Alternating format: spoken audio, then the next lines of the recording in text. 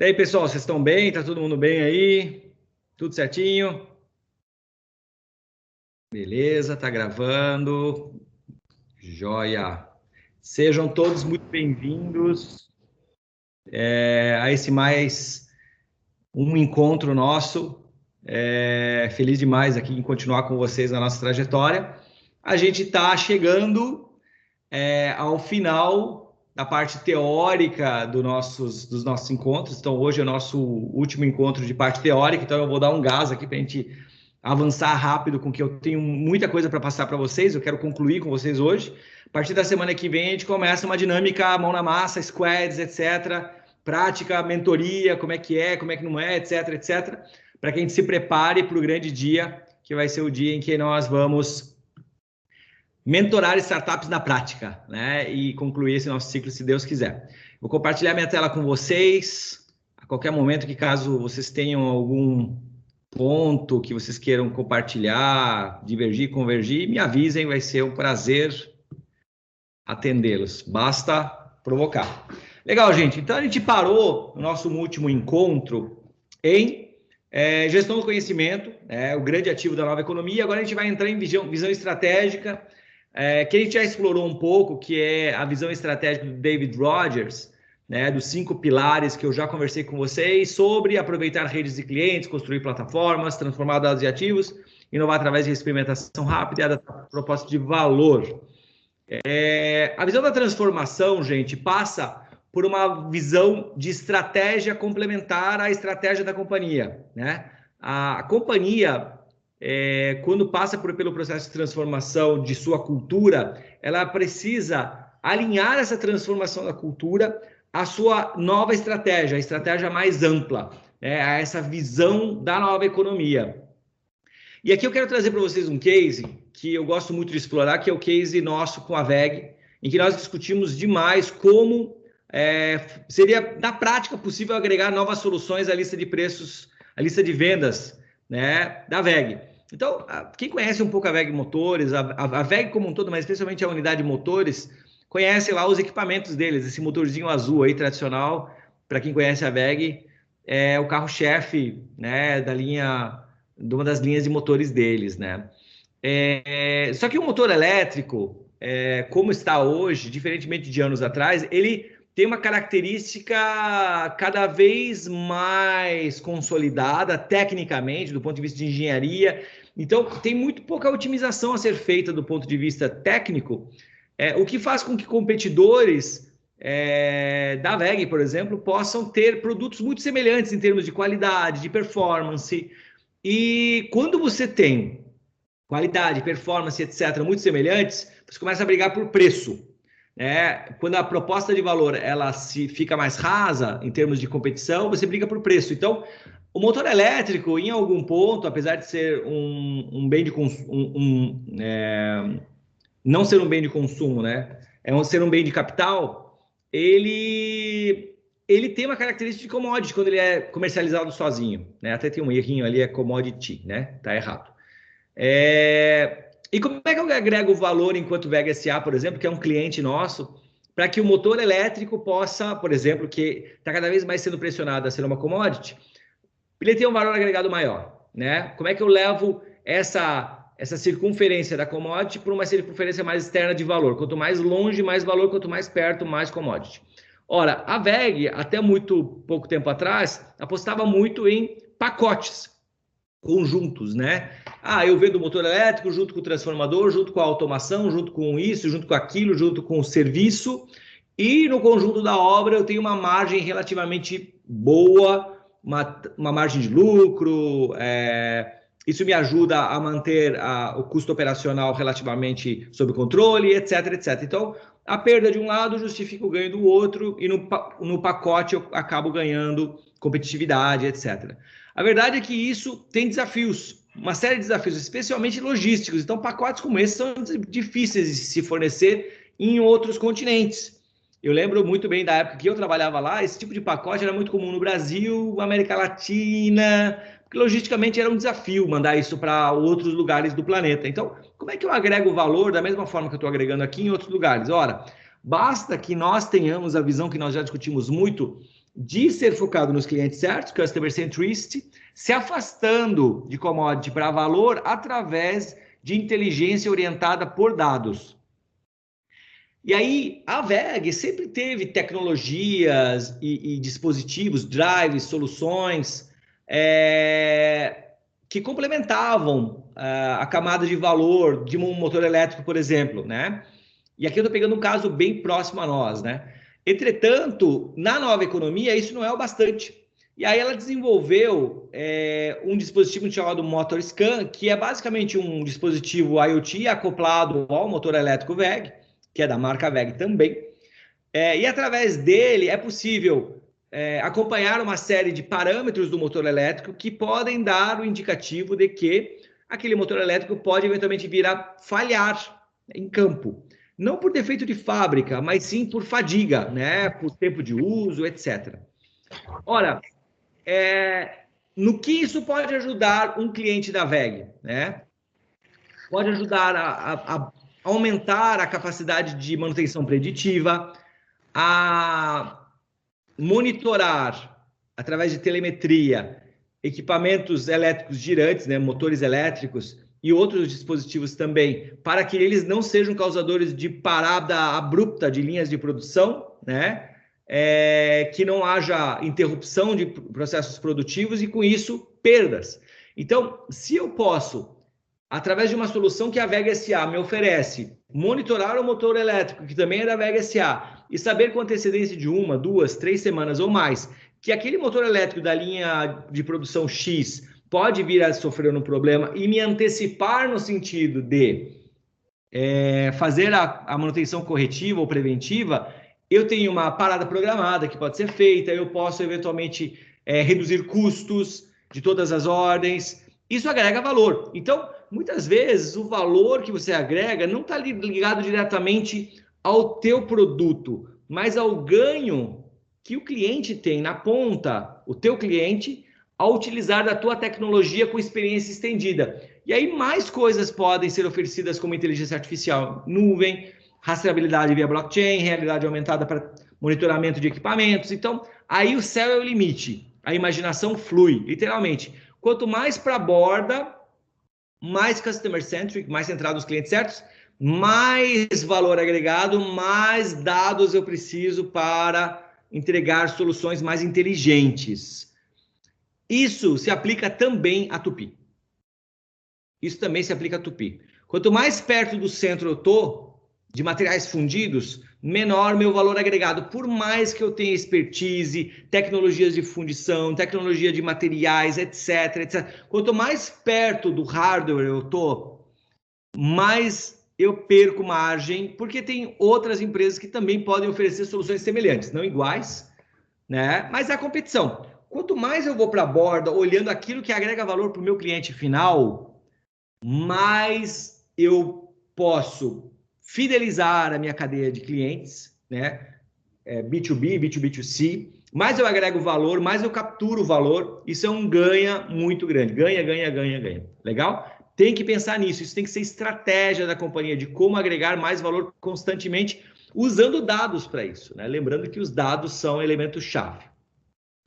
Eu já falei para vocês várias vezes de ambidestria aqui, nós falamos inclusive em encontros das quintas-feiras de ambidestria. Gente, ambidestria fortemente ligado à capacidade de escrever com as duas mãos, chutar com os dois pés, capacidade de a companhia cuidar do core business e em paralelo inovar, das pessoas cuidarem da sua atividade core em paralelo inovar. Por quê? Em algum momento, a inovação que está sendo feita paralelamente pode ajudar no core. E a ambidestria está ligada, basicamente, conforme esse livro do O'Reilly e do Tushman, está ligada à capacidade de prover escala e produtividade em harmonia com velocidade e criatividade. Normalmente, a gente olha para escala e produtividade, e a gente não tem muito tempo para olhar para criatividade e velocidade. O ponto ótimo é o quadrante superior direito, né? A companhia ambidestra, ela tem essa capacidade de se renovar, de se reinventar, de descobrir coisas. E nós precisamos ter esse viés, e é por isso que vocês estão sendo aculturados, É para isso que a gente está nesse treinamento fantástico, para que vocês criem ambidestria. Mentorar startups é uma ferramenta de ambidestria. Legal?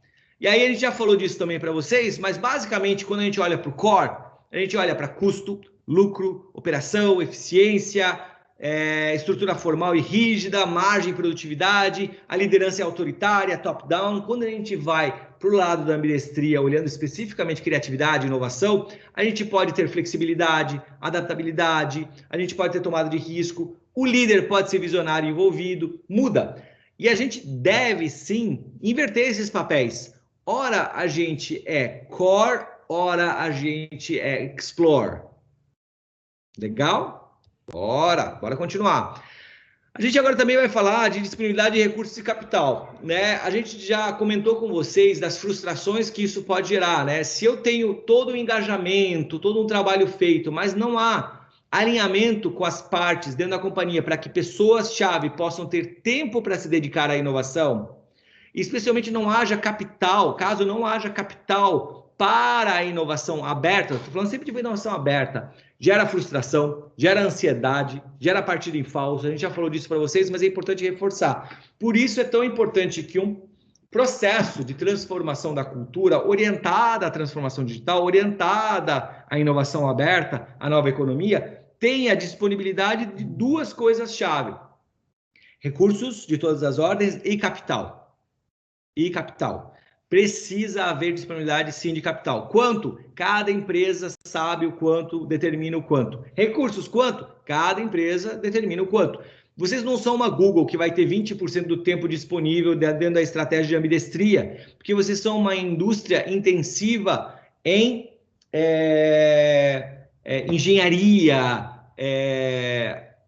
ciência mais densa. Vocês não são uma empresa de software, né, em soluções em nuvem, não é o core de vocês. Então, vocês não têm essa flexibilidade de tempo, mas ainda assim, recursos de todas as ordens precisam estar disponíveis dentro de limites que são estabelecidos pela própria estratégia da companhia.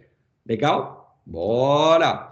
Agora a gente vai entrar no módulo governança dentro da estratégia. Nós estamos concluindo o capítulo estratégia. Governança da inovação. É importante, e esse trabalho possivelmente será liderado pelo Daniel, Companhia Limitada, que haja uma revisão contínua do nível, do grau de maturidade da companhia para a inovação aberta, dos departamentos, dos times, dos talentos.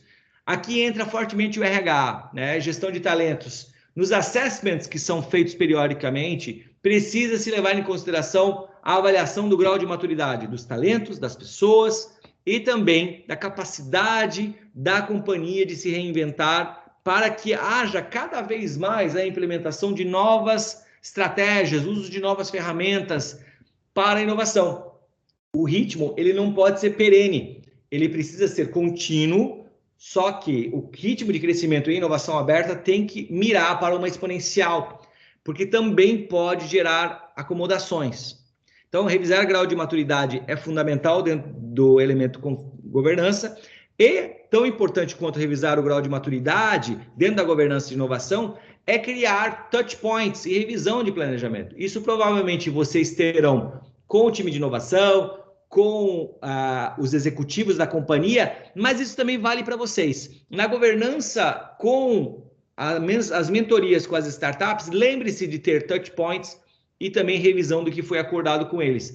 Essa estrutura disciplinar, ela é fundamental para que se colha resultados. Se não há disciplina, se não há processos, há anarquia, e a anarquia ela pode levar para qualquer lugar, o que não é bom.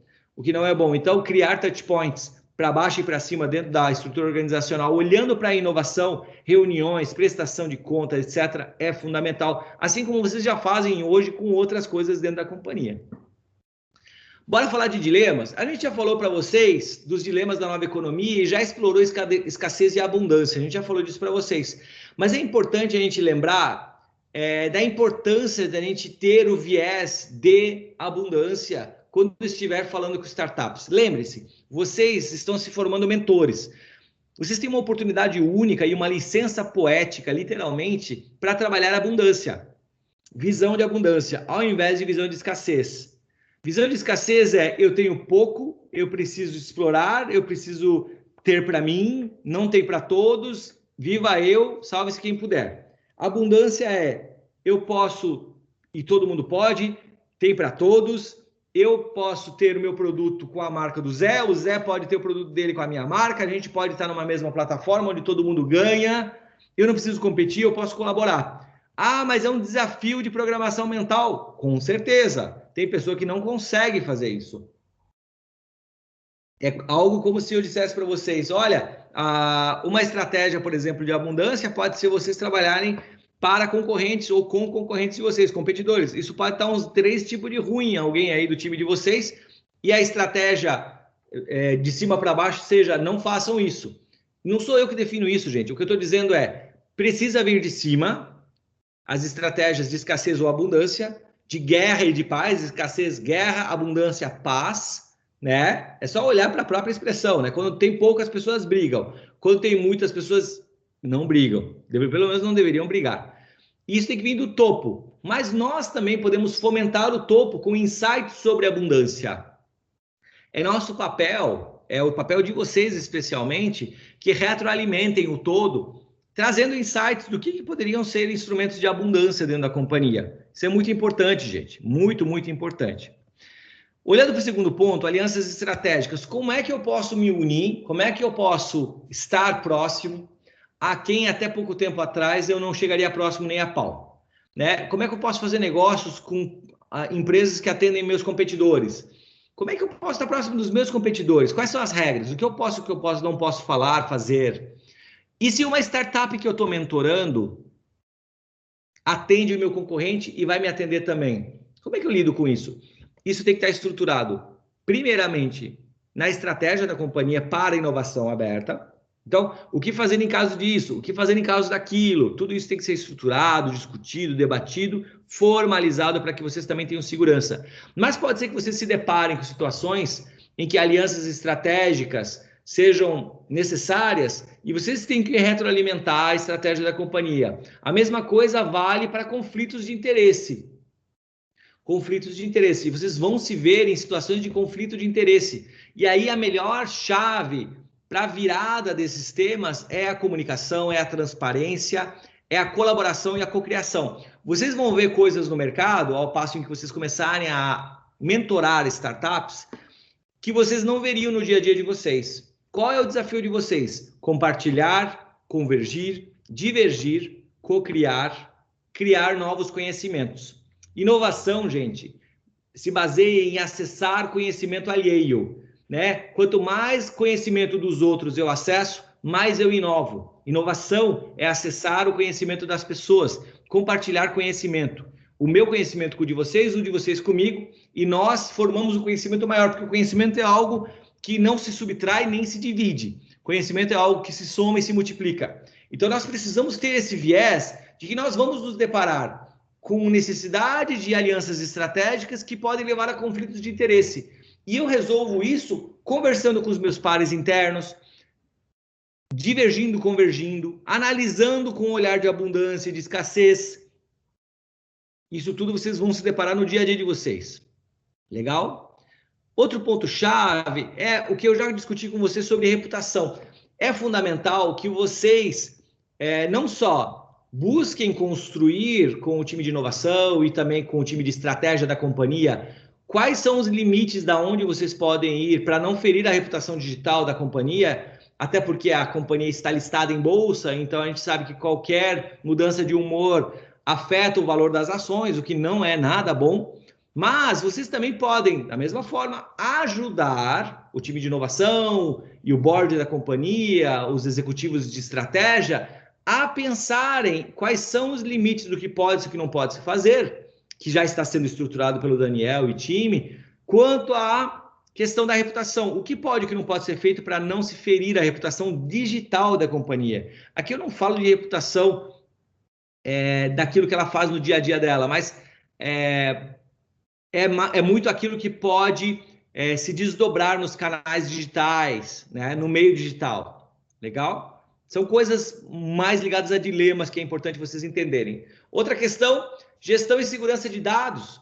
como é que vocês vão lidar com dados, né? Porque isso vai ser uma dúvida das startups, dos times, enfim. Como é que os dados das startups vão ser interpretados internamente? Quem fica com os dados? Os dados são compartilhados, né? E a segurança desses dados? E os dados da Tupi? Como é que vão ser compartilhados com as startups? Porque se não houver definições e regras para gestão e segurança de dados, nenhuma das partes consegue evoluir. Eu tenho certeza que os times já estão pensando nisso aí do lado de vocês, especialmente o time de inovação, o time de estratégia, mas vocês também podem ajudar com estudos, boas práticas, trazer opiniões, né? É um papel de vocês inovadores trabalhar com isso também. Vamos entrar agora em Corporate Venture Capital, né, que é um capítulo dentro de estratégia que tem ligação com o programa de aceleração da Tupi que foi lançado recentemente. O programa de aceleração da Tupi, pelo que eu li a respeito e conversei com o time, ele não tem um viés de investimento nas startups do ponto de vista de capital de risco, mas ele pode vir a ter. Pelo que eu li, tem lá a possibilidade, não está descartada a oportunidade de investimento nas startups que fizerem sentido para a companhia.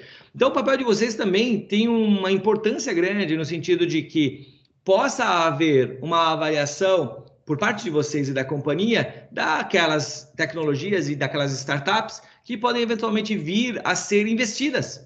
Isso é muito legal. Então, quando a gente olha para Corporate Venture Capital, que é o investimento ou capital de risco corporativo, a gente tem 3 elementos-chave. 1 é o investimento anjo, semente ou de séries. 2 é o venture building. 3, acqui-hiring M&A. Né? Eu vou passar rapidamente sobre esses 3, não é meu papel aprofundar aqui, mas para vocês conhecerem terminologias. Investimento anjo, semente e séries, né? Gente, investimento anjo, eu já falei um pouquinho disso para vocês, basicamente é aquele investimento na fase inicial da empresa de base tecnológica que ajuda ela a não morrer. É o papel de anjo da guarda, que uma empresa pode fazer ou um investidor pessoa física pode fazer, tanto faz. O investimento anjo ele tem esse papel de anjo da guarda, onde ele entra numa fase mais incipiente da tecnologia, da startup, e ajuda a startup a sobreviver. Lógico, o investimento anjo não vai ser aquele cheque multimilionário que a gente vê nos jornais, não. Isso é uma série A, série B. Então, a gente tem uma fase anterior, que é uma fase mais de hands-on, onde você entra não só com investimento, mas também com inteligência, com conexão. É o que a gente chama de smart money, dinheiro inteligente. Então, o anjo é aquele camarada, pessoa, homem, mulher, enfim, não importa, que ajuda a startup na fase mais inicial. Depois do anjo vem o investimento semente, que o próprio nome já diz, é aquele investimento que você planta hoje, semente, né? Planta hoje para colher amanhã, né? No futuro. E também vem com boa carga de inteligência, conexão com o mercado, também é smart money. Aqui, cada vez que a gente vai se aproximando dos investimentos série A, série B, etc., a gente vai se aproximando de investidores mais profissionais. Quanto mais perto para anjo, a gente vai falando de investidores mais ligados a outras áreas de investimento e corporações. Quando a gente vai para séries, série A de investimento, série B de investimento, série C, série D, série E e por aí vai, a gente vai falando de dezenas ou centenas de milhões de reais ou de dólares de investimento. E o que as empresas dão em troca desse investimento, gente? As startups, as empresas dão participação, que é chamado de equity, participação. Então, se duas pessoas são sócias de uma startup e alguém quer ir fazer um investimento anjo nela, esse investidor anjo dá, por exemplo, 300 mil reais para essa startup em troca de 10% de participação. Ele compra um pedaço da startup para poder exercer essa opção no futuro. Mesma coisa os investimentos seed, mesma coisa os investimentos Series A, Series B, etc. A diferença é que quando você está no investimento anjo, você paga menos para ter uma participação. E, normalmente, investimento anjo é algo como 300, 500 mil reais por algo como 10% da startup. Então, ela está numa fase mais cedo, mais early. Investimento semente, 1 milhão, 2 milhões, 3 milhões, depende muito, 5 milhões, né? E aí também, pelos mesmos 10, 15% da empresa. Mas aí, proporcionalmente, o valor da startup já é maior, porque ela já está em curva de maturação. E quando a gente vai para a Series A, normalmente é 10, 20, 30 milhões. Series B, 50, 100 milhões e por aí vai. Pelos mesmos 10, 20%. Então, para o investidor, comprar numa fase anjo e ajudar a startup a crescer para ir para uma série A, série B, série D, etc., é multiplicar o seu dinheirinho. Porque ele comprou lá uma participação, um investidor anjo, comprou a sua participação por, sei lá, 300 mil, 10%, e lá numa Series A, a startup não está mais valendo 3 milhões, está valendo 300 milhões, entendeu? E aqueles 10% dele que ele comprou por 300 mil, já vale 30 milhões, né? Com as devidas correções, diluições. Não é esse mar de rosas que eu falei para vocês, tem muito mais mortos e feridos no caminho do que gente sobrevivente, mas aqueles que sobrevivem nessa trilha de investimento pagam os investimentos que o investidor normalmente perde, a conta normalmente fecha. Só que tem que ter muito estômago. É diferente de investir na bolsa, é diferente de investir em imóveis, é diferente de investir na CDB, no CDI, CDB, enfim. Legal? Esses são os tipos de investimento, normalmente eles são trocados por equity, por participação. Existem outros modelos que não vêm ao caso aqui, mas esse modelo tanto vale para pessoas físicas como para companhias que querem investir. Legal? Vamos para o próximo.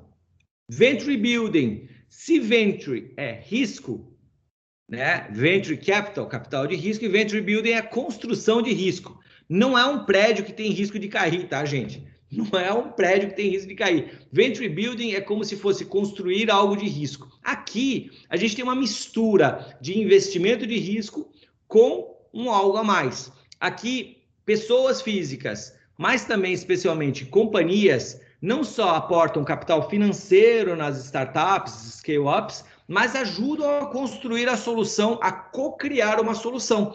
Então, em Venture Building, você tem uma startup com uma série de habilidades, com tecnologia, e você tem um desafio corporativo que é maior do que aquilo. Mas aí, na junção desses dois elementos, você co-cria, você faz Venture Building de algo complexo que atende não só a companhia, mas outras empresas do Brasil e do mundo.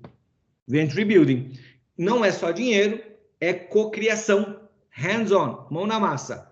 Investimento de risco é investimento, mas sem interferência, sem muita interferência, mais conexão, mentoria, aconselhamento. Aqui é mais profundo, então a gente tem um grau de aprofundamento maior. Quando é investimento de risco, é no touch. Aqui a gente está falando de mid-touch, ou seja, algum toque. E quando a gente vai para acqui-hiring e M&A, aí é total touch, hard touch.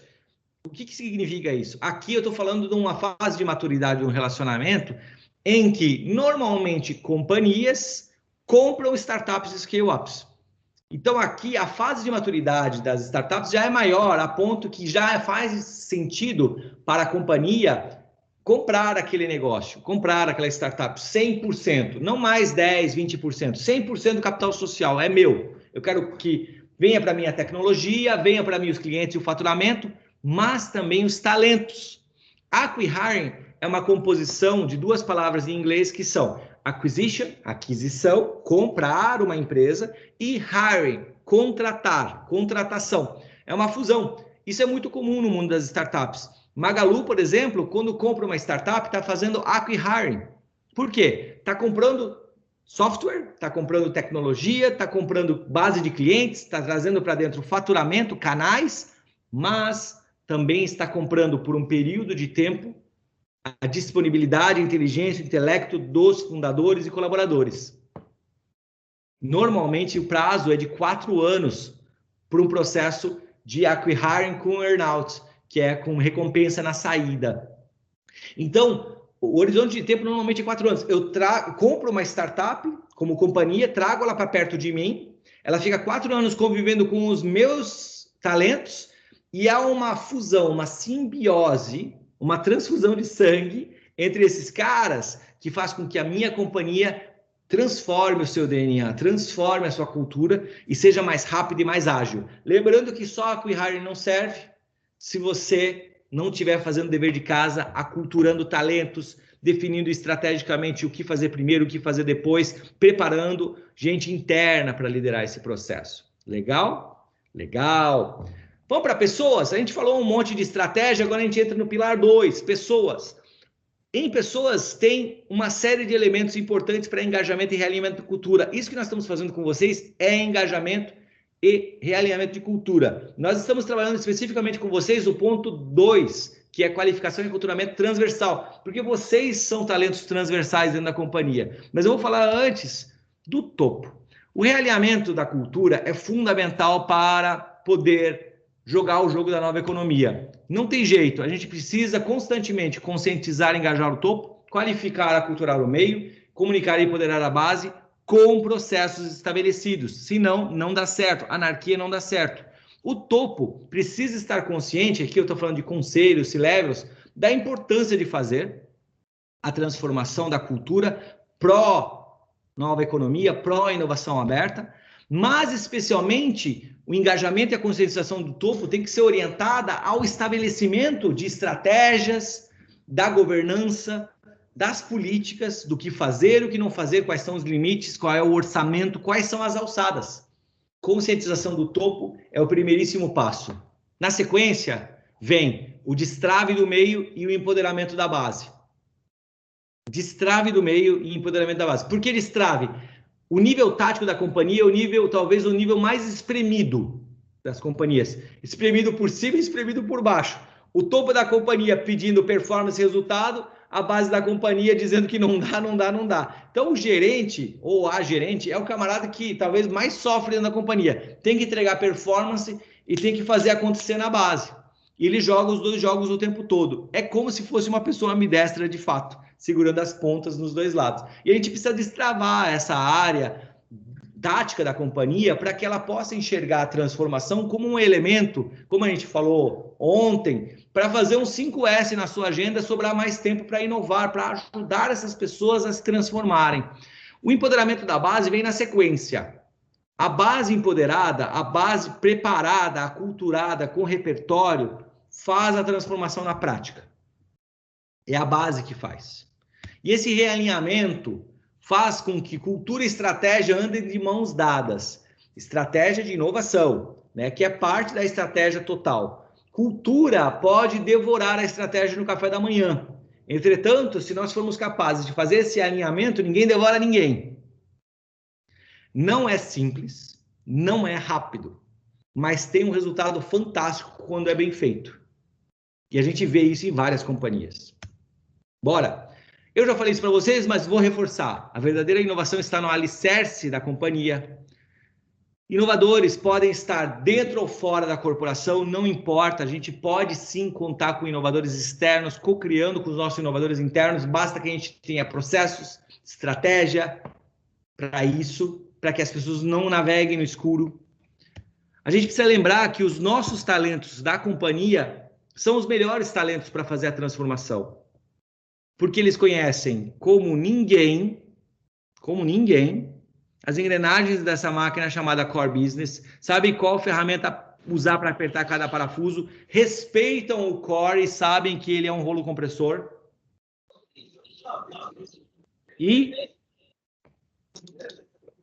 Oi, tem alguém com o microfone aberto? Não tem? Tem? Não? Não, né? Já fechou, pode continuar. Show. E aí, no como a gente promove a mudança, a gente já falou para vocês de tomar os cuidados para ter visão, competências, incentivos, recursos e plano de ação. Trabalhando soft skills e hard skills. Legal? Bora! Vamos falar da transformação de dentro para fora? Transformação de dentro para fora, que para nós é a transformação mais importante. Ser pressionado para ser transformado de fora para dentro gera angústias, né? Pode não dar certo, mas ser pressionado para transformar-se de dentro para fora é sempre mais sustentável. E aqui eu estou deixando de lado jargões, tá, gente? Aqui eu estou falando em aculturar, treinar, empoderar pessoas dentro da companhia para que elas liderem o processo de transformação pró-inovação aberta. Quando a gente olha para a nossa cultura, basicamente a nossa cultura é a nossa marca. A nossa marca transparece a nossa cultura e a nossa cultura fortalece a nossa marca. Eu e a Evelise temos conversado muito sobre quão forte é a cultura de vocês, né? Em vários aspectos positivos. A gente está tendo o prazer de ter contato com a cultura organizacional da Tupi, Eu não tinha tido esse contato mais denso e é muito legal ver como vocês são, né? Como companhia. Muito legal mesmo. E a gente precisa lembrar, gente, que modelos de inovação e ferramentas servem para a gente garantir a continuidade. Essa frase, keep calm and carry on, era um cartaz usado no Reino Unido, na Inglaterra, durante a Segunda Guerra Mundial, durante os bombardeios, né? Londres estava sendo bombardeada e essa frase era estampada em todos os cantos. Mantenha a calma e continue. Mantenha a calma e continue, né? Virou meme há tempos atrás, né? Foque na continuidade. Vocês precisam focar na continuidade. A inovação aberta é como um círculo virtuoso que não se deve deixar quebrar, né? E não deve se deixar quebrar por falta de planejamento, receio de reputação, exposição na marca, falhas de pessoas, etc. Nós precisamos transpor a fase da desilusão, lá do D de desilusão da exponencialidade. Nós não podemos deixar que a desilusão nos freie. Nós precisamos ter calma e continuar, né? Isso é importante. Isso tem a ver com pessoas. Isso tem a ver com pessoas. A gente precisa lembrar disso. Legal? A gente precisa lembrar que a transformação de dentro para fora, ela é a mais sustentável, porque os seus próprios times preparados sustentam a operação de transformação. Uma vez que elas absorvem métodos, processos, boas práticas, isso se enraiza no DNA da companhia, passa a ser um modus operandi. Você não precisa falar várias vezes para a pessoa, você aculturou, treinou, deu oportunidade para ela executar 1, 2, 3 vezes, ela já sabe fazer. Passa a ser mais um instrumento, uma ferramenta de trabalho. A transformação de dentro para fora é vital para as companhias, vital. E a gente precisa fazer, dentro desse processo de transformação, que haja um olhar especial para o problema e para a validação do problema. Né? A gente falou ontem de namorar o problema, eu já tinha falado para vocês antes de se apaixonar pelo problema e não pela solução. Reforço, gente. Não é para ficar choramingando com o problema abraçado. Oh, meu Deus, eu tenho um problema. Não. É para olhar o problema com visão proativa. O que eu faço com esse problema? Como é que eu resolvo ele? Qual que é a causa raiz? Quais são as possíveis soluções para a causa raiz? Da onde é que vem esse problema? Como é que eu resolvo ele? Colocar isso de forma planificada, falar com pessoas que já tiveram um problema semelhante ou que podem vir a ter esse problema. Problemas reais são a essência, trabalhar com problemas reais são a essência de um bom processo de inovação aberta. Trabalhar com problemas reais é um excelente passo para uma transformação bem-sucedida. Porque aqui você sai da elucubração, sai da fase de fantasia e pega um problema real para resolver. O problema da companhia. Olha, eu tenho um problema que vai me trazer resultado, até porque o resultado vívido ajuda você a entender que você teve entrega, que você teve performance. Legal? Aí a gente entra ainda dentro de pessoas na formação de talentos, de lideranças e de empreendedores. Eu já falei para vocês do desafio que é a formação desses talentos, dessas lideranças, que é o que a gente está fazendo com vocês. Esse não pode ser um voo de galinha, tem que ser um processo contínuo. Não pode se parar de treinar, não pode se parar de reciclar, não pode se parar de falar sobre, mesmo com quem já passou por isso. Constantemente batendo na mesma tecla, revisitando temas, ampliando o repertório. Vocês precisam encontrar tempo na agenda de vocês para estudar mais e mais e mais, porque vocês serão maiores, vocês serão engrandecidos. Vocês são as referências da companhia da porta para fora para esse tema. Então, a responsabilidade é grande, mas a oportunidade é tão grande quanto de vocês crescerem como pessoas. Pensem nisso verdadeiramente como algo que pode levar vocês a novas descobertas, né? Cara, eu já vivi tudo na minha carreira profissional. Isso aqui você não viveu. Isso aqui é novo. Isso é diferente. Ajudar jovens empreendedores, seja de idade, seja de espírito, a colocarem os seus projetos para decolar. Que legal isso, né? Ajudar outras pessoas em seus projetos de vida, né? Servir de referência para essas pessoas, isso é muito legal. Muito bacana mesmo, vale muito a pena, é um processo de aprendizado muito grande. E a gente, dentro desse processo de formação de talentos, na SPIN, tem uma ferramenta chamada Exponencial, que vocês já acessam, que serve para conectar pessoas, talentos, com o universo da indústria 4.0 e da transformação digital. Através dela, a gente pratica lifelong learning, trilhas de aprendizagem, gestão de conhecimento, mentoria, etc, etc, etc. Por quê? Porque a gente acredita na transformação e na conexão de startups e indústrias. A gente acredita na transformação das pessoas, dos empreendedores e dos intraempreendedores. A gente acredita na simbiose e na sinergia dessas pessoas. Por isso que a gente digitalizou a SPIN e lançou a Exponencial como nosso braço digital. E é por isso que vocês estão lá, continuando o aprendizado de vocês. Legal? Bora! Agora falando um pouquinho de relacionamento com startups e ecossistemas. Gente, uma coisa que vocês farão a partir de agora é se relacionar com ecossistemas.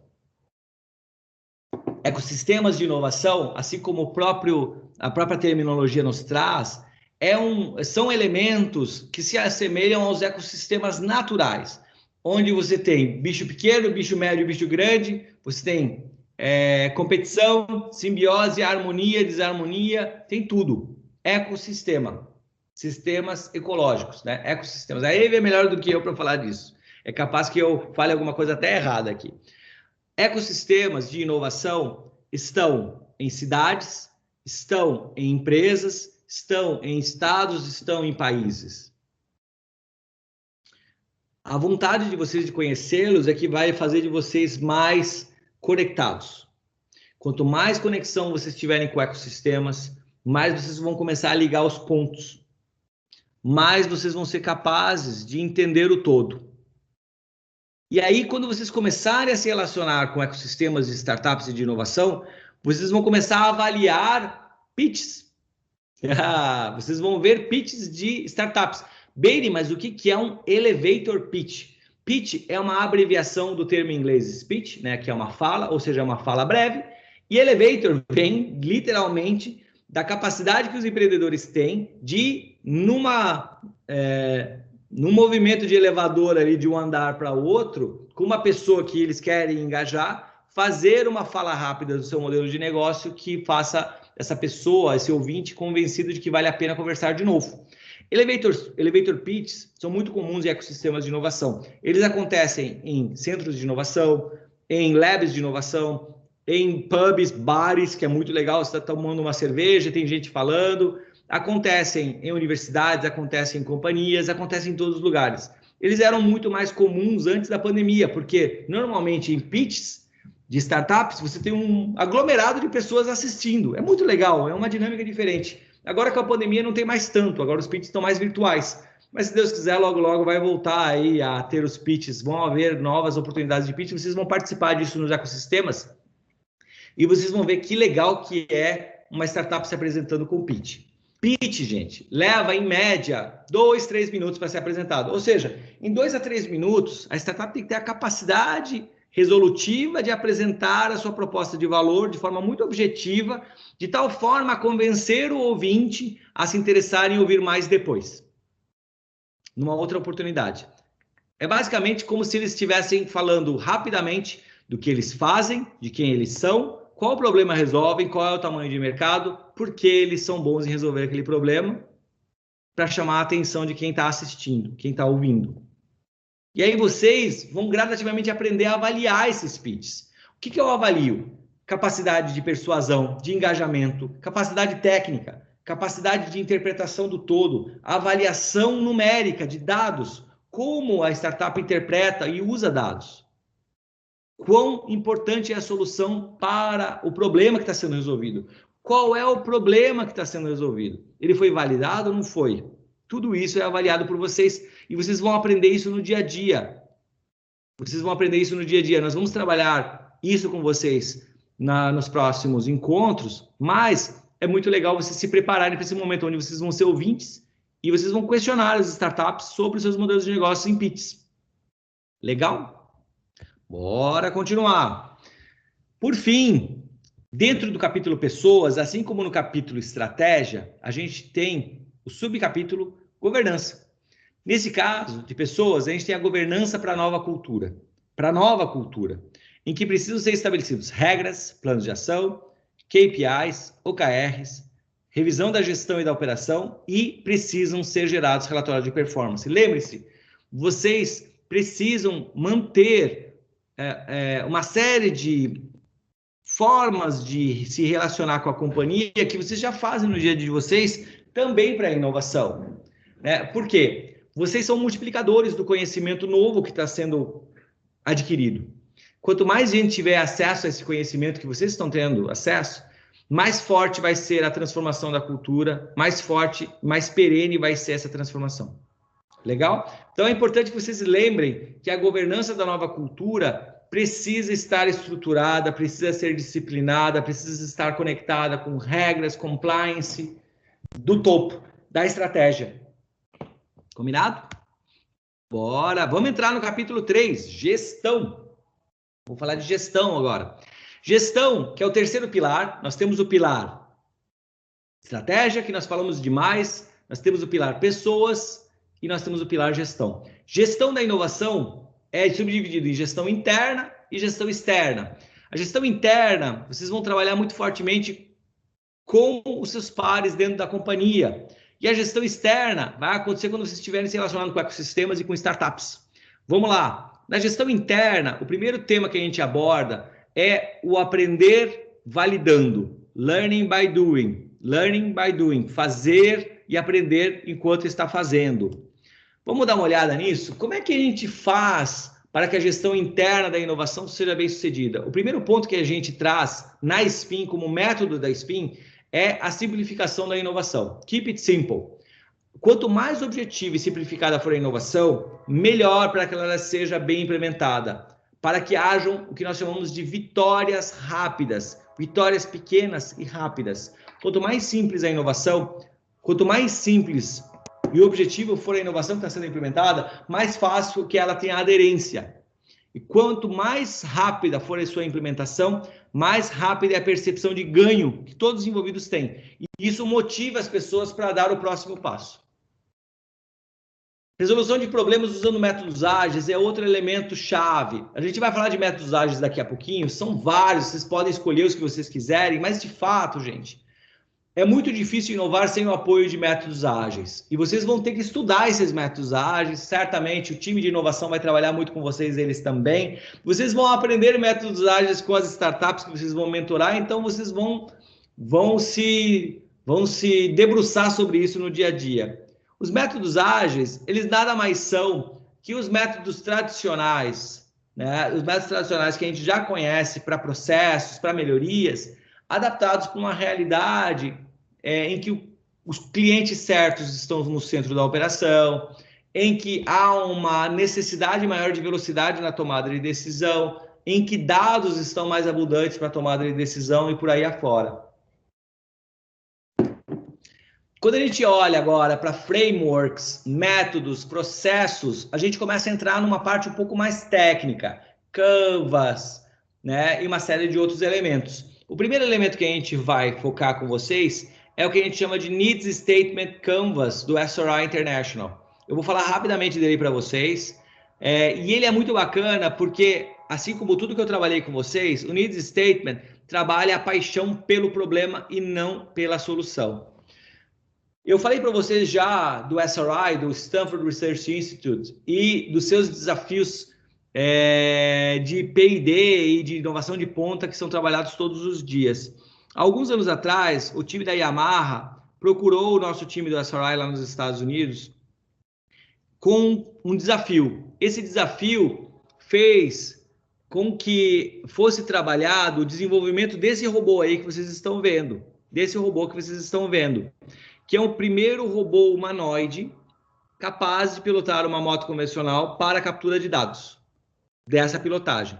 Ora bolas, mas por que a Yamaha procurou o SRI para desenvolver um robô que pilota uma moto? Não tem sentido, Benny. Tem sim. Olha só o problema que a Yamaha tinha. Ela se apaixonou pelo problema e procurou o SRI para aprofundar o problema, namorar mais o problema, como foi dito ontem. Qual era o desafio da Yamaha? As vendas de motocicletas Yamaha nos Estados Unidos e outros países desenvolvidos estavam em queda. Quais eram as razões? Eles sabiam qual era a causa raiz. Falta de segurança em todas as motocicletas regulares, reflexos de pilotagem mais baixo, dificuldade de recuperação no caso de acidentes devido à idade avançada, etc. Quem é o público-alvo daquele problema? Público masculino, 50 anos aproximadamente, filhos adultos e um bom poder aquisitivo. Gente, em nenhum momento a Yamaha disse eu preciso de um capacete mais reforçado, eu preciso de um colete reforçado, eu preciso de freio ABS na moto, eu preciso de um airbag na moto. Não, eles disseram, eu tenho um problema. Essa é a minha causa raiz, esse é o meu público-alvo. Isso aqui, depois de semanas de trabalho de imersão, virou isso aqui, que é o Needs Statement Canvas. Isso aqui é a essência do Needs Statement que foi trabalhado pelos times da Yamaha e da SRAM, traduzido para o português. Tem uns errinhos aqui de português, não liguem. Ali tem... Eu vou corrigir esse negócio agora já, senão depois eu vou ficar maluco. Tem até um pronome neutro aqui. Vou me matar aqui os que são contra. Deixa eu ver aqui. Expandir. Meu Deus do céu, como tem... Tomara que não tenha mais nenhum problema aqui. Tomara que não tenha mais nenhum mesmo. Vamos lá. Então, tá bom. Esse Needs Statement, esse processo de validação da necessidade, do problema real, raiz, foi trabalhado com a Yamaha. E desse canvas, nasceram um problema, um público-alvo e um resultado esperado. Que também em nenhum momento trabalha com solução. Percebam, problema, precisamos de uma forma de reduzir acidentes fatais. Público-alvo, para quem? Que? Quando? Motociclistas casuais, do sexo masculino mais velhos. Resultado, que irá melhorar a prevenção de acidentes, levar ao aumento de diferenciação de produto, etc. Isso aqui numa frase, vira o seguinte, nós precisamos encontrar uma forma de reduzir acidentes fatais com motocicletas, que é o problema, em vermelho. Especificamente ajudando motociclistas casuais do sexo masculino mais velhos, público-alvo em azul, que irá melhorar a prevenção de acidentes, levar ao aumento da diferenciação de produtos, expandir, resultado em verde. E eu coloquei propositalmente azul, vermelho e verde para que vocês entendam como isso fica numa frase. Por que isso está numa frase e por que está no nós? Porque nós temos um problema. Nesse caso, os dois lados têm um problema. Em nenhum momento está escrito robô, nada. E aí, fruto disso, nasceu o Motobot, que é o primeiro robô humanoide capaz de pilotar uma moto. E por que ele foi desenvolvido, gente? Porque o fator humano na pilotagem de motos não permite que a gente tenha dados fidedignos, dados seguros, dados repetíveis. Pessoas não são iguais umas às outras, uns aos outros, nem em comparação a si mesmos. Depende do humor, depende do dia, depende disso, depende daquilo. Então, nós somos seres incertos, instáveis. Robôs não. Sob o mesmo ambiente de temperatura e pressão, condições de temperatura e pressão, condições de normalidade técnica, em tese, robôs permitem o que nós chamamos de repetibilidade sem a interferência do fator humano. E isso permite, gente, que dados mais fidedignos à realidade de motociclistas sejam coletados, sem o fator humano. E é por isso que esses dados são tão importantes. Um ponto importante é que a Yamaha não só coleta dados das suas motocicletas, como de todos os seus concorrentes com esse mesmo robô. Ela é capaz de entender como suas motocicletas se comportam, assim como dos seus concorrentes. Isso, baseado em dados, informações, é o que eu chamo de vantagem competitiva decisiva. Com base nesses dados, a Yamaha é capaz de lançar soluções inovadoras, tecnológicas ou não, para aumentar a segurança dos seus ciclistas, para reduzir acidentes fatais, que é o problema que ela está querendo resolver. Então, ela ainda não chegou na solução, mas ela encontrou um meio para que a solução seja disruptiva. Legal, gente? Muito bacana, né? Esse é o Needs Statement que a gente utiliza em Stanford e a gente utiliza no nosso dia a dia também. Bacana. Vamos olhar para as 5 disciplinas de inovação de Stanford? Bora olhar para as 5 disciplinas. As 5 disciplinas de inovação de Stanford, do SRI International, que a gente utiliza tanto para os nossos times de aceleração quanto com consultorias, estão pautados em necessidade, valor, campeão, time e alinhamento. E a gente vai debruçar sobre isso um pouco mais agora. A primeira disciplina é necessidade. A primeira coisa que times de inovação têm que olhar, e startups também, gente, é uma necessidade importante de mercado. Então, quando eu estiver inovando, eu tenho que trabalhar uma necessidade importante. E aí tem uma distinção entre necessidade importante e necessidade interessante. A diferença entre vitamina e aspirina que eu falei para vocês, né? Vitamina e analgésico. Nós temos que tomar o cuidado para não trabalhar problemas somente interessantes. O ideal é que a gente trabalhe problemas importantes e problemas interessantes. Isso vale para vocês dentro da companhia, isso vale para as startups que vocês vão mentorar. Tá? É dual. Quando vocês forem olhar para as startups, vocês têm que tentar entender se existe uma real necessidade de mercado, qual é o tamanho desse mercado e se a solução é relevante ou não. Se o problema é relevante ou não. Se a necessidade é relevante ou não. Aqui a gente nem entrou na solução. Necessidade é o problema, se apaixonar pelo problema. A segunda disciplina, valor, solução, proposta de valor. Qual é o valor percebido pelo mercado na solução desenvolvida? A solução é facilmente compreendida, sim ou não? Então, das 5 disciplinas, gente, 2 disciplinas de inovação estão voltadas a produto e 3 disciplinas que a gente vai ver agora estão voltadas a pessoas. Existe um desequilíbrio aqui. Por quê, Beni? Porque o peso maior de pessoas está na capacidade de vender e entregar, que é o que eu sempre falo para todo mundo dentro da Spin. Venda e entrega o que você vendeu, o resto é bobagem. Seja lá o que você estiver fazendo. Né? Em projetos de inovação, basicamente é isso. Segunda disciplina, valor. Terceira disciplina, campeão da inovação. A gente tem campeões intraempreendedores e campeões empreendedores. Nas startups, o campeão é o CEO. O CEO da startup é o campeão. Vocês vão reconhecer isso de cara neles. Eles têm características muito singulares. Capacidade de persuasão, capacidade de engajamento, forte liderança, bom posicionamento, alta tecnicidade, resiliência, capacidade de trazer para perto de si recursos financeiros, talentos, capacidade de entender a fundo o problema e de propor uma solução. Ou seja, o campeão é quem traz o engajamento e o envolvimento de todos para perto de si. Dentro da companhia, o campeão da inovação pode ser uma liderança estabelecida ou não.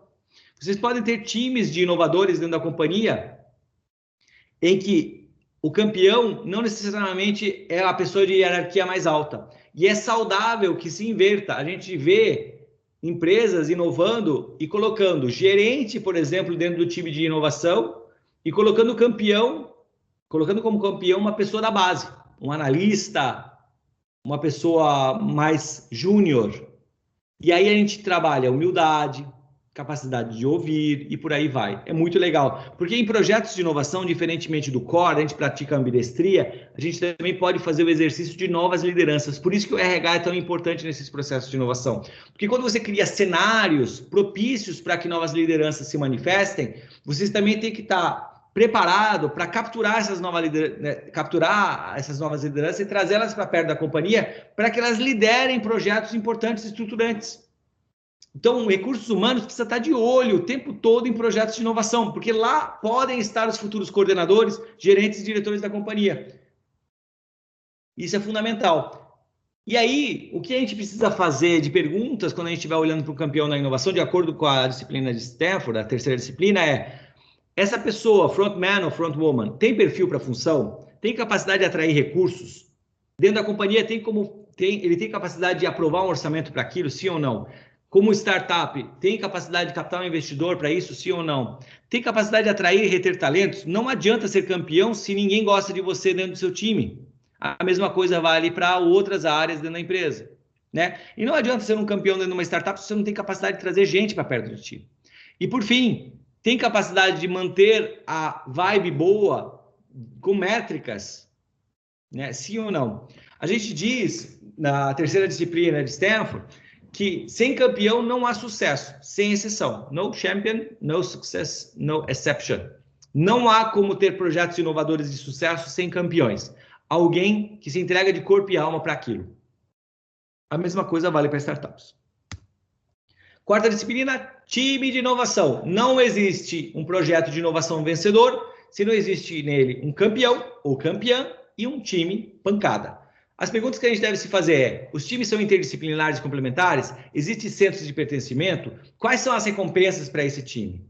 Então, a gente precisa ter um time muito bom sob a liderança de um campeão muito bom. Ou campeã. Legal? Não faz diferença nenhuma. Por fim, alinhamento é a quinta disciplina. Percebam, as três estão voltadas a pessoas, as três últimas, né? O alinhamento, ele tem muito a ver com sinergia. Por quê? Porque projetos de inovação falham por conflitos entre pessoas muito mais do que por problemas técnicos ou problemas financeiros, né? Então, a gente tem que ter pessoas dentro desses times, né, sob a capitania e sob coordenação, que sejam capazes de se alinhar organizacionalmente, mesmo que a hierarquia não seja a hierarquia tradicional. A gente tem que considerar se o campeão e o time estão com o mesmo propósito e a mesma visão alinhadas, mesmo que temporariamente, se tratando de projetos corporativos. O campeão e o time estão no mesmo espaço físico, sim ou não? Porque isso é crucial para que o projeto dê certo. Há confiança mútua e há alinhamento através de comunicação, sim ou não? Tudo isso tem que ser questionado, observado, avaliado para projetos de inovação interna e para startups também. Então é importante que vocês tenham esse olhar. Isso é muito legal, porque as disciplinas de inovação de Stanford trazem essa visão muito simplista, né? Mas muito completa daquilo que é necessário para um projeto dar certo do ponto de vista de inovação. Olhando para a inovação, que sob a nossa estratégia é uma das melhores, a inovação da borda para o core, a gente precisa entender de que forma que nós vamos nos aproximar do core business. Uma das melhores formas, na nossa visão, do ponto de vista da SPIN, é que departamentos trabalhem a inovação em todas as áreas da companhia, da borda para o core do departamento. Vou repetir. É fundamental que a inovação aconteça dentro das companhias, na Tupi, em todas as áreas, da borda para o core da área. E, fundamentalmente, na companhia, da borda para o core da companhia. Então, se vocês forem fazer inovação aberta, não tentem atacar a fundição de cara. É extremamente arriscado. Tem muito mais cara de P&D do que qualquer outra coisa.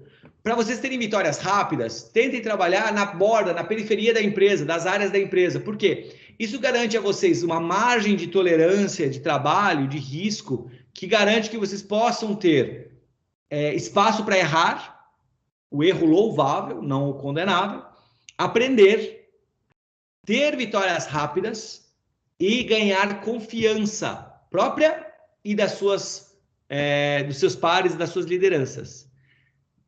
O risco de tentar inovar de cara no core é gigante por uma série de razões.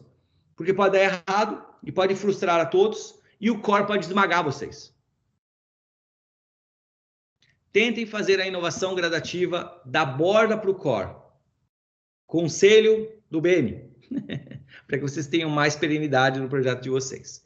Outra coisa que vocês precisam lembrar é de combinar internamente com o departamento de inovação, com a área estratégica da companhia, de como que vocês vão lidar com provas de conceito, rollouts e afins.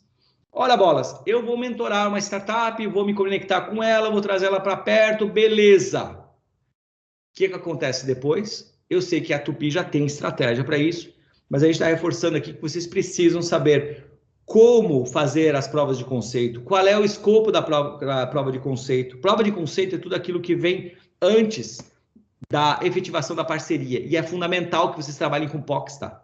Não caiam de cabeça já na definição do problema, da solução, né? Caso vocês venham a contratar uma startup. Façam POCs antes. Esses POCs, eles têm custo, então precisa combinar com as startups como vai ser essa questão dos custos. Não só isso, no processo de POC, vocês vão precisar fazer a conexão das startups com áreas internas de vocês. Então, precisa de procedimentos, processos, precisa de alçadas. Tudo isso precisa estar definido, porque senão frustra. se vocês forem trazer uma startup para perto e nada disso tiver da porta para dentro certo, vocês frustram a relação toda. Leva meses, talvez, para vocês fazerem. Não é o caso de vocês, eu imagino que vocês já tenham isso bem encaminhado. Provas de conceito precisam ser processos estabelecidos, nem que de forma genérica e adaptados caso a caso, para que vocês tenham sucesso no desdobramento. E rollouts também. Ok, deu certo a prova de conceito, como é que é o próximo passo agora? Como é que é o rollout disso? Eu também preciso ter processos, acompanhamentos, touch points, para que o rollout dê certo. Mais importante do que encontrar uma boa startup para um problema de vocês, é que a solução da startup seja efetivamente implementada dentro da companhia para que ela gere resultados. Senão, nada do que vocês fizeram vale a pena. Nada valeu. Ah, eu aprendi um monte, tá? E o resultado para a companhia, 0. Valeu. Não valeu. Então, percebam que há um fluxo de continuidade, né? Um fluxo que não pode ser interrompido, né? Encontrou, tem alçada, deu match. Qual que é o próximo passo interno? Como é que o jurídico vai lidar com isso? Como é que compras vai lidar com isso? Como é que TI vai lidar com isso? Precisa estar tudo muito bem pacificado, ou minimamente pacificado e desdobrado depois. Legal? Bora que bora. A outra coisa que vocês também precisam entender desse processo de mentoria que vocês vão fazer e ao lidar com projetos inovadores é o dilema de eu construo ou eu cocrio. Tem muita empresa que não quer que outras empresas tenham acesso aos seus produtos e serviços e querem construir sozinhos. Ok. Tem gente que quer cocriar. Eu construo uma parte, meu parceiro externo constrói uma parte. Ok. Tem gente que quer fazer 100% fora. Ok. Não tem certo ou errado. O que precisa é estar estabelecidas regras para isso, políticas para isso, alçadas, orçamento. Legal? Gente, disposição de gente. E aí, nesse dilema de construção ou cocriação dentro da gestão interna de inovação, nós temos o desafio de ter experts e trabalhar com crowdsourcing. Especialistas internos e externos, e crowdsourcing é basicamente fornecedores em massa para aquilo que vai fazer a transformação. Interna e externa. Externamente tem ganhos, tem riscos. Internamente tem ganhos, tem riscos. Né? Vocês precisam avaliar isso estrategicamente. Outra coisa importante são as iniciativas para iteração contínua, evidências e métricas. Nós precisamos ter a iteração contínua como elemento-chave do nosso processo de inovação. Inovar é basicamente adquirir conhecimento alheio, compartilhar conhecimento alheio, nosso conhecimento com conhecimento de terceiros, fazer com que conhecimentos se somem. Quanto mais a gente itera, mais a gente inova. Quanto mais a gente itera, mais a gente aprende. Esse processo de validação e desenvolvimento de hipóteses precisa ser uma constante. Lembrem-se, vocês precisam ouvir os clientes de vocês. Os clientes de vocês são os departamentos da própria companhia, porque dentro de uma empresa, departamentos são fornecedores e clientes o tempo todo. Então, se você quer começar um processo de validação, de hipótese, de iteração, entreviste seu colega de Tupi primeiro. Converse com ele sobre problemas. Tente trazer transversalmente esse problema para a sua área. Será que não dá para inovar criando uma solução que atende você e também ele? E por aí vai. Sejam mentores. Eu falo isso para várias pessoas. Ser mentor faz de vocês inovadores natos. Porque a mentoria causa aquilo que a gente comentou já, a possibilidade de vocês terem mais conhecimento à medida que vocês forem ensinando e aprendendo. A mentoria é inovação na prática. A mentoria é aprendizado na prática. Vocês reforçam uma série de aprendizados que vocês têm em papel, na leitura, com vivência. Vocês vão ver gente errando na prática e não vai ser vocês errando, vai ser gente errando, terceiros, e vocês vão aprender. É muito legal. Por fim, olhando para Lean Corporate Startup, a gente vai ter o desafio de vocês terem a visão holística de formas, ferramentas de construir, aprender, medir e repetir, e vocês vão viver isso na prática com as startups que vão estar perto de vocês. E aqui eu vou passar uma série de recomendações para vocês de leitura que vocês podem buscar no mercado, que vai ajudar muito a vocês a entender esse universo das startups e também ajudar vocês no dia a dia de vocês. Primeiro, um processo muito bacana chamado Scrum. Scrum é uma metodologia ágil é uma metodologia ágil muito utilizada por startups. Esse livro é do Sutherland. Scrum, a arte de fazer o dobro do trabalho na metade do tempo. É que nem Black Friday. Black Friday também. Tudo pela metade do dobro. Black Friday é assim, né? Não, brincadeira. Então, Scrum é a arte de fazer o dobro do trabalho na metade do tempo. Por quê? É um método ágil usado pra caramba por startups. Vocês vão se deparar com isso porque as startups vão falar disso. Eu recomendo que vocês estudem um pouco sobre. Assistam vídeos, tutoriais, leiam livros se for possível. Importante que vocês conheçam. Eu não vou me aprofundar nos métodos porque não vai dar tempo. Mas vocês podem, por conta própria, seguir esse caminho. Segundo, Sprint, né? Jake Knapp. Resolva grandes problemas e teste novas ideias em apenas 5 dias. Parece aquelas propagandas enganosas, mas não é. O Sprint é muito usado por startups, gente. Startups não têm tempo para perder tempo. E vocês podem aprender isso com eles, com as startups. Como não perder tempo? Eles são muito bons nisso, porque o tempo que eles têm tem que ser dedicado a entender o mercado muito rapidamente. Outro, a startup enxuta do Eric Ries, que mostra o ciclo de vida de uma startup que pode ser aplicado também a uma companhia, né? Construir, medir e aprender. Mais um, esse é o queridinho de todos, conhecido, antigo, Kanban, né? O que eu preciso fazer, o que eu estou fazendo, o que foi feito. E quais são os meus obstáculos, onde é que eu estou travado. Legal? Kanban, antigo, do Anderson, só ler a respeito, praticar um pouco. Startups usam muito Kanban. Bora? Esse eu tenho certeza que vocês nunca ouviram falar. Gemba, Kaizen, né? Isso está presente na indústria desde 1900 Guaraná com rolha, né? Então, vocês estão acostumados ao Kaizen. E sim, Kaizen é uma metodologia ágil, sim, senhor, utilizado inclusive por startups, mas muito por indústrias. Legal? Bora! Esse livro aqui é de Masaki Imai. Esse livro do Denning, né, a era do ágil, né, das metodologias ágeis, é muito legal, porque ela trabalha o método SMART, que é de metas SMART, né, metas específicas, mensuráveis, alcançáveis, realísticas e no tempo. Esse já está um pouco mais acostumado aos nossos olhos, porque a gente costuma fazer metas SMART, mas é sempre bom relembrar, porque startups também usam esse método. Mais um, OKR, Objectives and Key Results. Esse livro aqui é do John Dare, né? Medir o que importa. Muita gente mede o que não importa. O OKR ajuda vocês e as startups a medir aquilo que importa de fato. Vocês vão ouvir falar muito em OKR quando vocês forem falar com startup. Basicamente, as startups dominam como ninguém a arte de medir objetivos e resultados-chave no seu planejamento. Elas não têm plano, elas têm planejamento. Legal? Bora para frente. Mais um. Esse livro é do Sean Ellis, Growth Hacking. Num português literal, como hackear o crescimento. Elas usam muito essa técnica porque as startups não têm tempo para crescer organicamente. Então, elas hackeiam o crescimento delas usando técnicas de guerrilha, misturam marketing com analytics. Então, tem muita coisa bacana para vocês aprenderem, inclusive para o dia a dia de vocês dentro da companhia, que as startups praticam todo santo dia, que é como hackear o sistema, não o sistema de computadores, mas o sistema de vendas, o sistema de crescimento.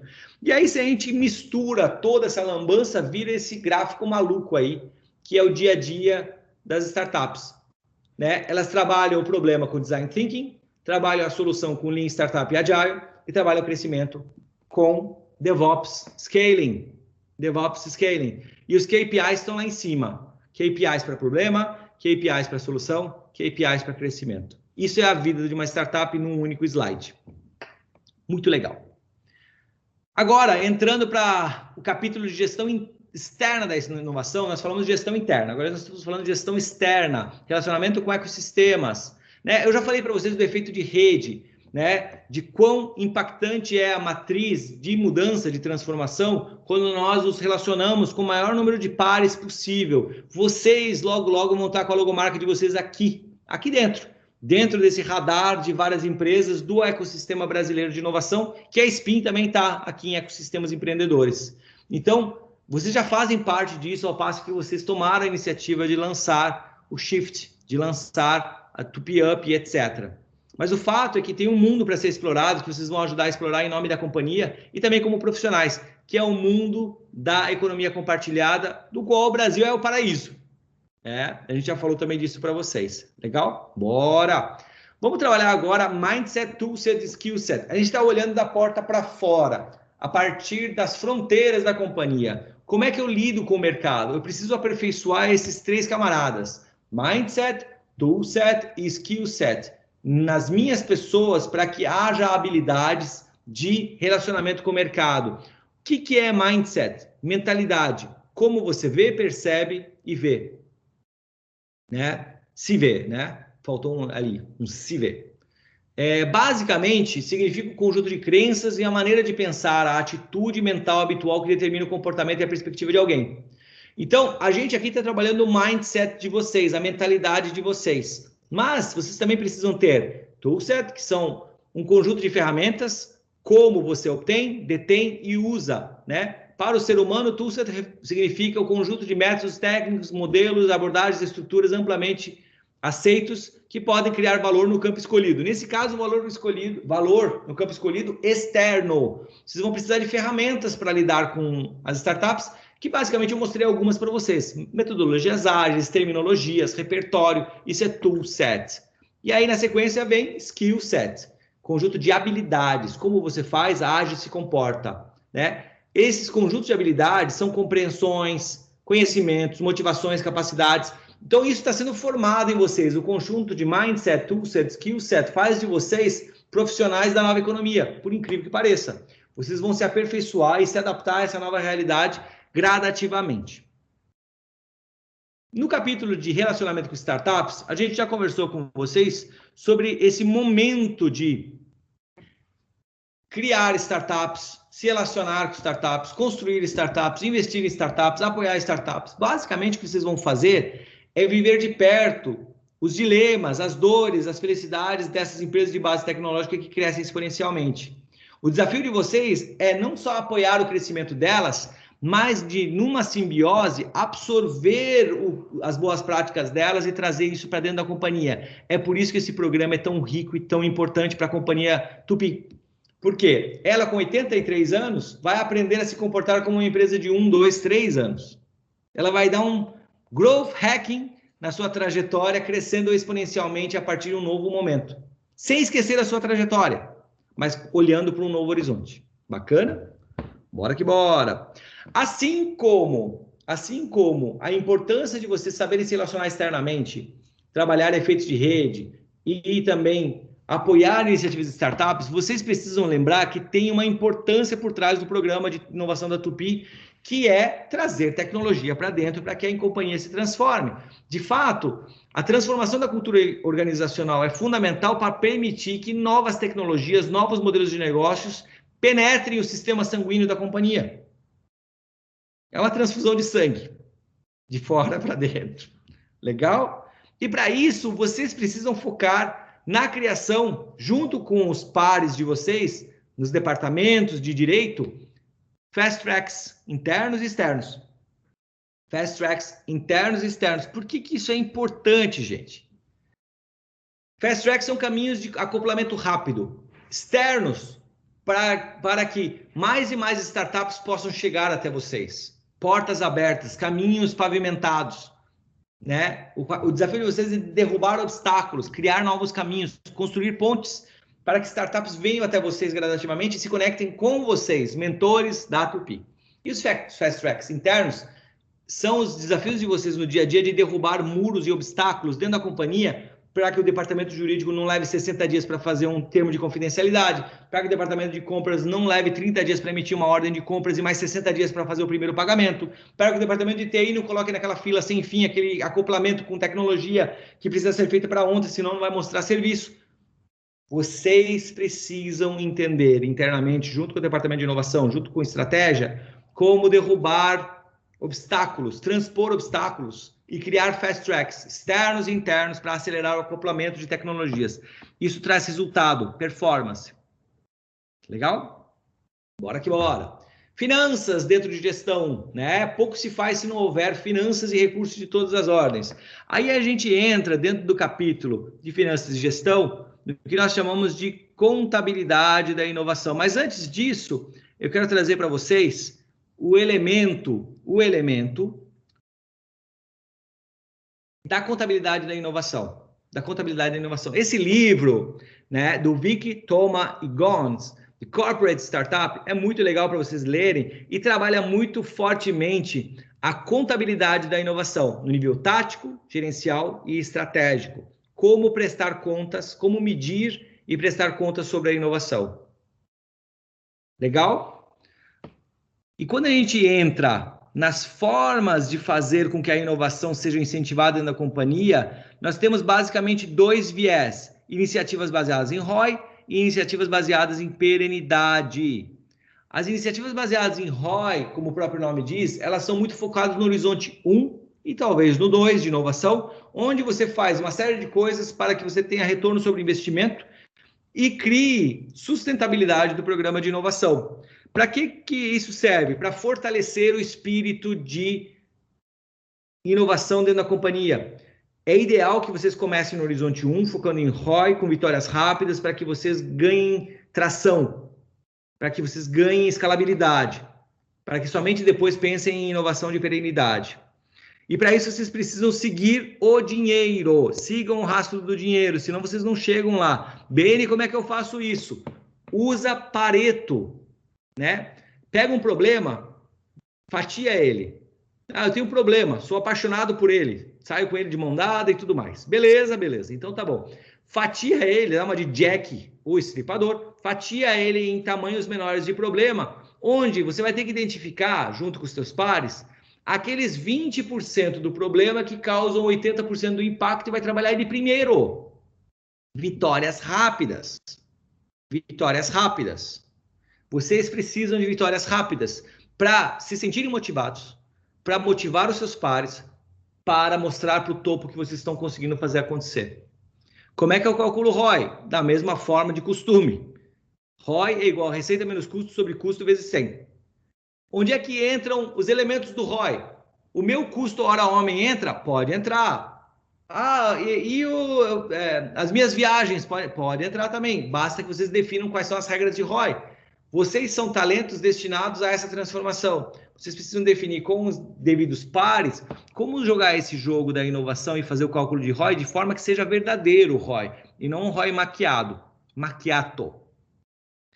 Aí a gente também tem a inovação de perenidade, né? A inovação de longo prazo. Lembrem, inovação de longo prazo, inovação transformacional, inovação de perenidade são muito ligados a empresas que não estão sob ataque, sob ameaça e que têm o caixa saudável. Lembram disso? Jogar no ataque, jogar na defesa? Então a inovação de perenidade é importante sim, mas ela tem que estar muito ligada à não necessidade de pensar no curtíssimo prazo. Porque aqui, ao invés de ROI, a gente olha a contabilidade de inovação, né? E a gente olha para outros elementos que não retornam sobre o investimento.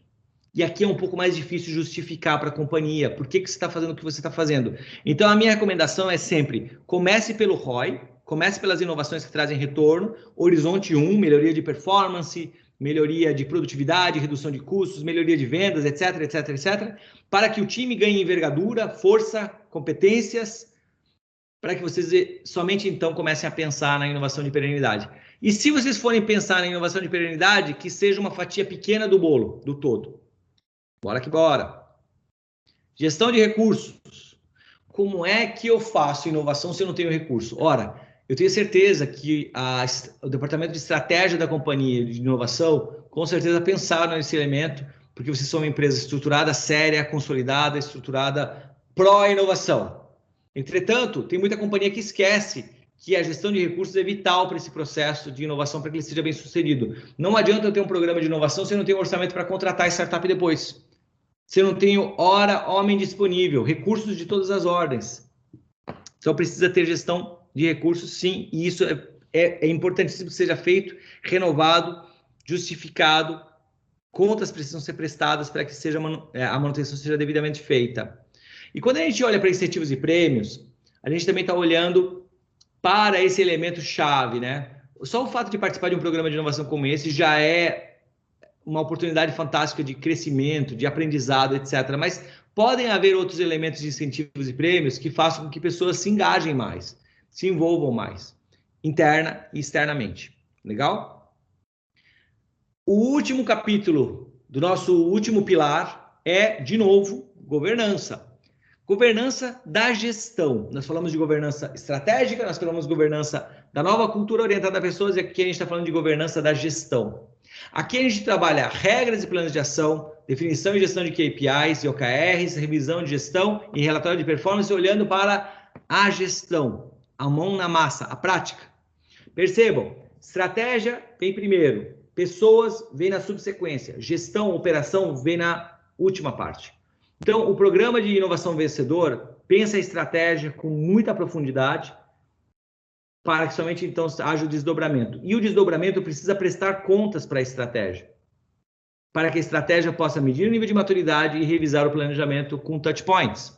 Tudo está conectado. E, meus queridos, eu cheguei ao fim do meu processo de imersão com vocês. E eu vou parar de apresentar com esse nosso tempo, porque eu quero agora conversar com vocês e falar um pouquinho de como vai ser a próxima semana e as próximas, e etc.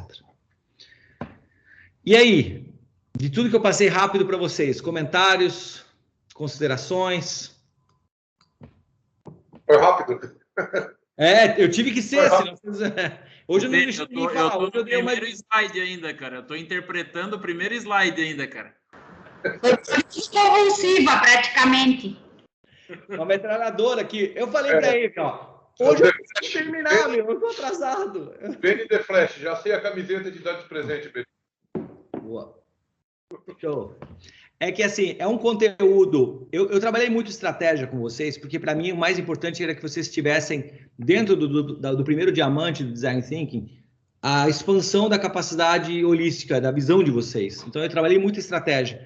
Esses outros dois elementos, pessoas e gestão, vocês vão trabalhar muito aí com o Fábio, com o Daniel, com o time todo. Isso vai ser o daily basis de vocês. Então, eu só dei uma visão geral, um overview, para vocês terem contato com palavras, expressões, terminologias, métodos, frameworks, mas aí, a partir de agora, o desafio é com vocês. E aí? Eu acho que o jeito que se apresentou hoje, né, rápido aí, como o pessoal disse aí, concordo. Eu acho que talvez é uma pequena amostra de como a gente tem que trabalhar com essas startups. E as decisões dessa forma, eu acho que vão ter que ser um pouco intuitivas. A gente vai aprender a ser um pouco intuitivo, não tão, né, racional assim. Tomar decisão com 70% das informações.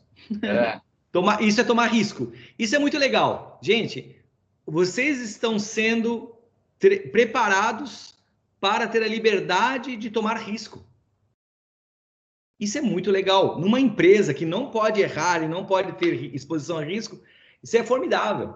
É uma oportunidade única de você fazer isso. Startups fazem isso o dia todo, mas vocês não podem se dar a luxo de fazer isso. Isso é ambidestria. Vocês estão tendo a oportunidade de serem ambidestros. Muito legal, muito legal. Gente, como eu corri muito e eu deixei aqui meia horinha para a gente conversar, eu queria antecipar um pouquinho como é que vão ser as próximas semanas. A Evelyn está com a gente aqui.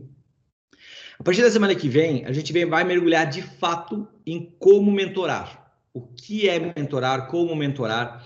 Então, a gente vai dividir vocês em times, em 3 squads. A gente chama de squads, esquadrões, né? E a gente vai aculturar vocês em boas práticas de mentoria nas próximas 3 semanas, né, Eve? É isso? São 3 encontros, serão encontros mais curtos, né? Isso, são 3 semanas e é de 40 minutos. O período é menor, justamente para que a gente possa daí apresentar como é que funciona a mentoria, né? E a proposta de ter menos pessoas em cada um dos grupos, daí também é de abrir mais para a gente poder discutir como um bate-papo mesmo daí, né? Mas é 40 minutos. E aí esse processo é um processo preparatório para que vocês tenham a oportunidade de participar no nosso último encontro do que a gente chama de Spin Spaces, que é a mentoria de vocês com startups reais do nosso portfólio, né? E tem startups já ansiosas para falar com vocês, né? Que a gente também está fazendo a curadoria do nosso lado para trazer gente bastante interessante para vocês mentorarem, bons empreendedores, para vocês terem essa primeira experiência aí real de como é que é um empreendedor, como é que é o dia a dia dele, ouvir o pitch, né? Saber o que é um pitch, porque eles vão fazer pitch para vocês, então vai ser uma experiência muito boa, eu tenho certeza. E no geral, hoje está todo mundo quieto, acho que eu dei um susto, né, galera? Não, já que falou muito rápido, vocês querem tirar alguma dúvida do que foi apresentado, agora também é hora, dá para voltar um pouquinho em algumas coisas, né? Para daí discutir. Fazer uma pergunta mais para entendimento, assim, quando tu começou ali com as etapas de investimento de uma startup, ali começa pelo investimento anjo, daí o seed, nível 1, 2. E, assim, eu entendo que toda empresa tem como um dos grandes objetivos, ou a grande maioria, vamos dizer, seria o objetivo, vamos dizer, o IPO, vamos dizer assim. Boa. Quantas rodadas, normalmente, de investimento uma empresa, na média, é utilizada para conseguir chegar nesse nível? Legal. Assim, a experiência nossa, né? Normalmente, para ir para um IPO, você tem que ter rodado série C, série D. Porque o IPO, ele é meio que o final de um ciclo de várias captações. É nele que você remunera os investidores que apostaram em você na tua trajetória. Então, normalmente, é muito comum que quando se escolhe por um IPO, que tem startup que não escolhe, por exemplo, o Nubank foi para a série G de captação, G, letra G, que é negócio fora do comum. Não quis abrir capital. Então, são decisões, mas normalmente quando vai para a série C, por aí já começa a apontar para um IPO. E assim, não é um caminho óbvio. Tem gente que continua captando até se diluir completamente, porque você continua vendendo participação, né? E tem gente que é comprada 100%. São os M&As que eu tanto falo, né? Magalu, por exemplo, compra quase todo dia uma startup. Está super capitalizada e está trazendo para perto de si tecnologia e talentos, acqui-hiring.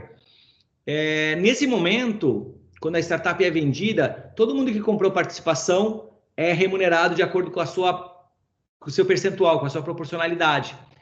O que não acontece em rodadas de investimento, series, né?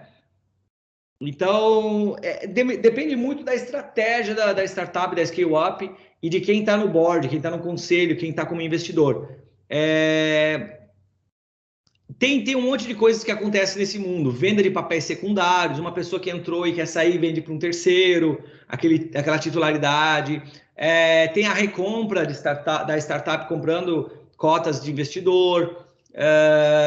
Que mais? Tem fundos que limpam o cap table. Cap table é a composição societária, tá, gente? Cap table.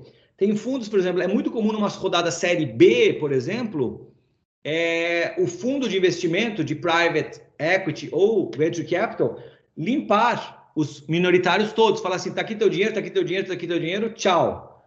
Fica poucos sócios, entende? Para sentar pouca gente à mesa, para a decisão ser mais fácil. Então, a resposta para ti é depende. Legal, mas foi boa explicação. Ótimo, obrigado. Perguntas de outras áreas, do que eu apresentei, do que eu não apresentei, o que sentiram falta, o que gostariam de falar de novo? Gente, eu dei um overview para vocês de praticamente tudo que vocês podem ver nesse universo. Mas, assim, de forma a instigar vocês a irem atrás. Como o Thales falou, tem um monte de ferramenta ali que vocês vão ter que ir por conta, olhar. Com certeza, vocês vão ter a oportunidade de trabalhar mais a fundo, mas essas expressões, equity, cap table, fundraising, etc., etc., tudo em inglês, tudo glamuroso, vocês vão ter que começar a entender também. Quem sabe aí criar um glossário aí, Fábio, né? Isso seria legal, a gente pode até fazer isso juntos. Eu acho que a gente até tem um glossário aqui do nosso lado, viu? Boa ideia, boa ideia. Vamos fazer um glossáriozinho e mandar para os meninos? A gente faz em conjunto? Quem sabe aí a gente faz uma cocriação com o Fábio, com a turma? Uhum. Excelente Podemos ideia. fazer sim. Legal, para vocês irem lá no livrinho de vocês. Fala, Rogério. Esse material que vocês disponibilizaram para a gente, tanto as aulas gravadas, quanto o material que está lá na Exponencial, lá as trilhas, eles ficam à disposição até quando? Excelente pergunta. Até o fim do nosso ciclo, né, com vocês. Isso deve ir, eu não lembro da data, mas a gente tem um combinado com o Daniel. Eu já vejo aqui. Eu acho que é meados de junho, né? Quando termina o nosso ciclo, ele deve ficar um pouquinho mais ali também. Uhum. Tem Mas ele os dias de lambuja, Benny, que a gente pediu, que é o cara que não viu a última sessão, ele tem Sim, um tempinho isso. ali para ver. Isso, tem uma gordurinha ali, Isso, vai até dia 18, eu acho, de junho, alguma coisa assim, né, Fábio? Dia 11 de junho é a nossa última sessão juntos, né? Mas quem Daí tem sabe, mais alguns dias. mas quem sabe até lá aí o pessoal da Tupi assina a plataforma, aí vira assinante, né? Daí fica disponível para vocês, continua disponível. Né, Jaque? Help.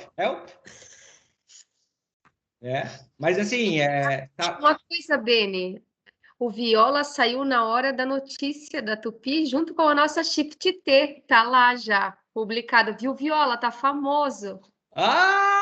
Viola, grande garoto. Uhum. Eu tô falando, eu vou fazer uma camiseta com a cara do Viola aqui, ó. Não faça isso, não faça isso, não.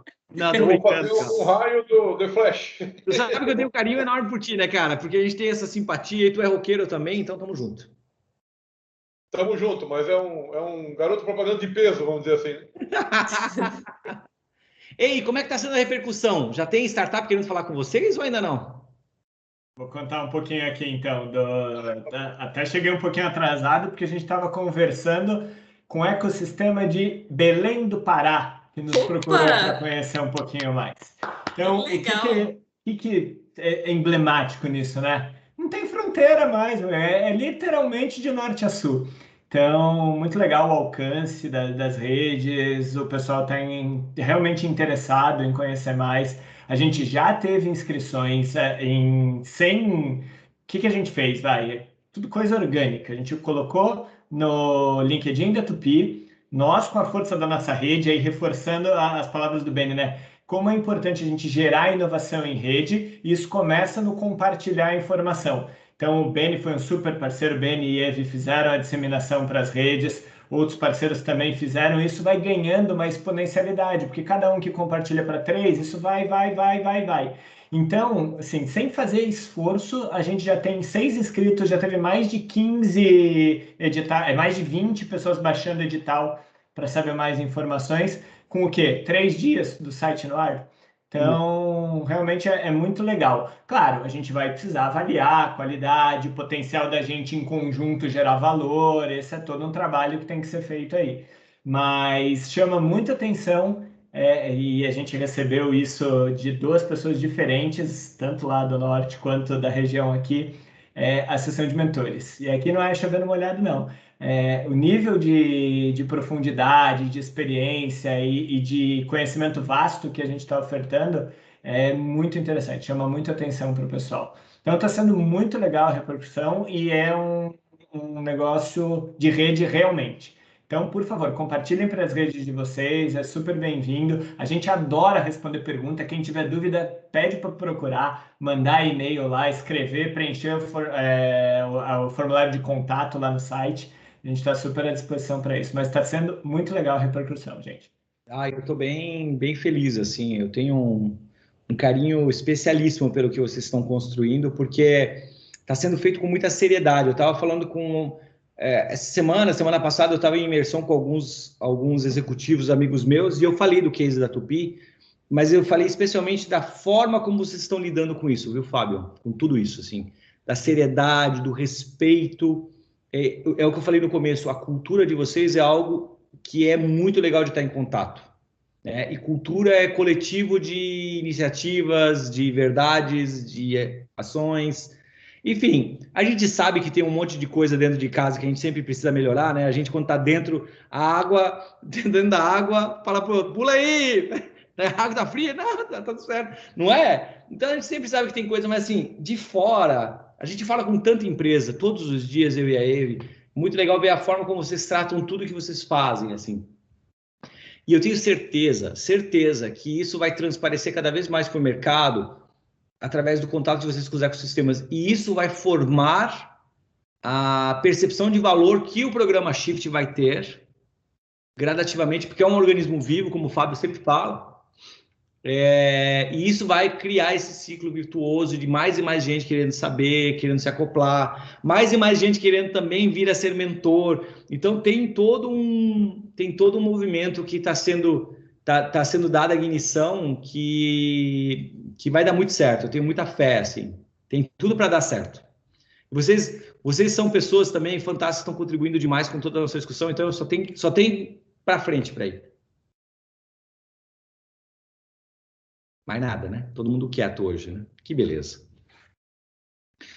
Gente, da minha parte, o que eu tinha para passar para vocês era isso. Nós estamos com 16 horas e 43 minutos, um pouquinho antes das 17, mas se vocês não tiverem nenhuma consideração, nenhuma adição, eu vou encerrando por aqui, né? Então, quem quiser falar, última chance, ninguém? Não? Então tá bom. Fiquem com Deus, saúde para vocês, para as famílias de vocês. Fiquem bem, um bom final de semana e até semana que vem, se Deus quiser. Tchau, gente. Tchau, pessoal. Boa semana, Tchau, pessoal. Valeu. Tchau.